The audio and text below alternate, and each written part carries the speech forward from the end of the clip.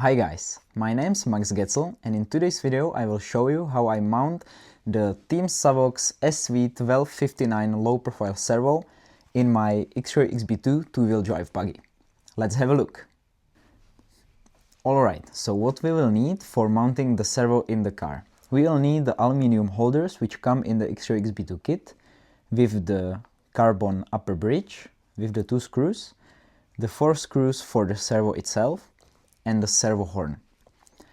What I like to do is to plug in the servo in the receiver of the car, bind it with the transmitter, and set the center point right away. Just after that, I put the servo horn on the servo itself with putting some thread lock on the servo screw so I can be sure it never comes loose. And using the hoodie clamp servo horn, I also tighten the screw here on the side to clamp the gear and have it completely secured while running with the car. When I have the servo horn ready on the servo, the XB2 actually has a very useful tool for mounting the servo in the car. I like to use the carbon upper bridge, even though I most of the time don't run it in the car because I like to have a little bit more flex on the servo. What I use this for is for mounting the servo. So I put the aluminium holder inside the carbon bridge, make sure to check the groove on the aluminium piece and put it on the top part. So like this, I screw the carbon bridge with the aluminium holder. Let's do this on both sides. And also make sure it fits in the groove in the carbon bridge correctly. Now, when using the carbon upper bridge, this actually determines the dimension of the holders on the chassis, on the XB2. So like this, I'm sure that when I put the aluminum holders in the car with the servo, it will fit perfectly with the holes in the chassis. So now I will take the servo, take the servo mount with the carbon bridge, take the four servo screws, remember to put some thread lock on the screws as we are screwing this into the aluminium holder. I already have some applied from before. And what I do now is to actually press the servo against the carbon bridge and make the servo centered with the carbon holders. So now I will screw the first screw.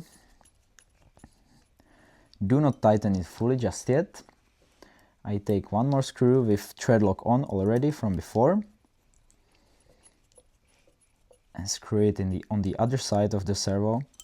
And now I will make sure the servo is centered between the 2 aluminium holders and is also pressed against the carbon bridge. And now when I have the servo like this, I hold it from the bottom and the top and finish tightening these 2 screws. When this step is finished, I put the remaining 2 screws on the servo and fully tighten all 4 screws.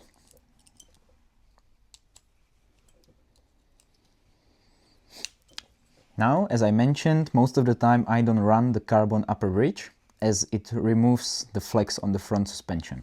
And because I want some more flex on the front end of the car, I actually remove this part, which helps me to get a little bit more steering from the car. So I just remove it like this, put it here on the side. And even now, I can be sure the aluminium holders are mounted correctly and straight up. So when I take the car and put the servo in the car, with already the servo horn mounted, I start with putting the shim on the servo steering link and attach this link on the steering system.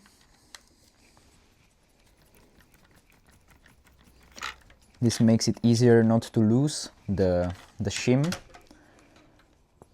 Now I will put the servo here where in its place in the car. Make sure the servo horn is straight up.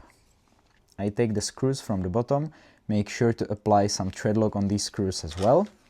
I hold the servo from the top, Make sure to find the holes from the bottom of the chassis.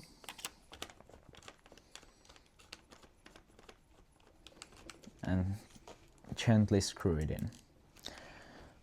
I do both of the sides, make sure to have some thread lock on both of them. And we will just finish up tightening the screws.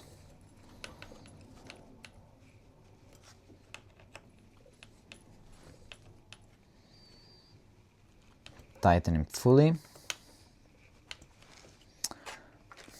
And just like this, it was very easy to screw the two screws from the bottom thanks to using the carbon upper bridge. So this will actually help us align the servo perfectly centered and also not touching the chassis at all. Right now, I just need to plug in the servo in the receiver and we are ready to go. Alright guys, this was a quick showdown of how I put the Savox low profile servos in my Xray XB2. This was the SV1259, which is more of a budget version of the servo. It's a coreless servo but have been proven very good and reliable across multiple cars I tried them in.